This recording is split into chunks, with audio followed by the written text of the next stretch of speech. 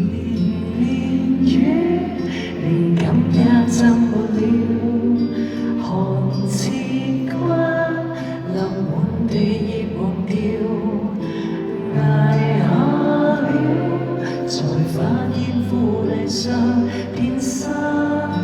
野花了。人大了，難得放肆地笑，才會懂煩惱盡量忘掉，而患病這刻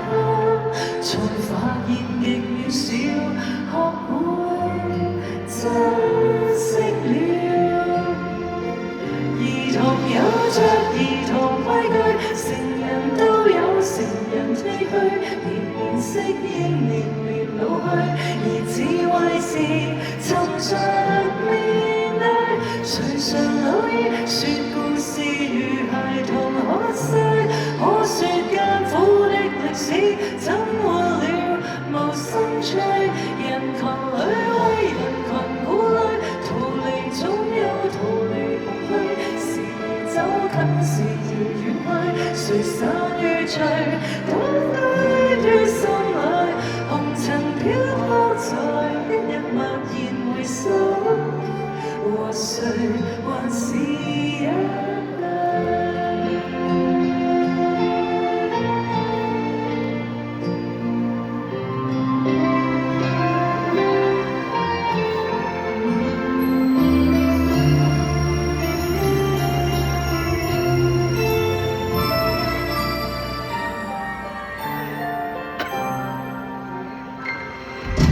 人大了，難得放肆地笑，才會懂煩惱盡量忘掉，而患病這刻才發現極渺小，恨怨都不重要。兒童有着兒童規矩，成人都有成人唏噓，適應年年老去，而智慧是尋着面對。誰常老矣，說故事如孩童，可惜可說艱苦的歷史，怎活了無生趣，人群裏為人群鼓勵，逃離總有逃離空虛，時而走近，時而遠去，誰散與聚，都堆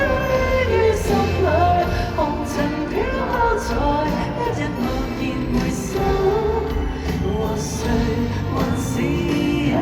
對。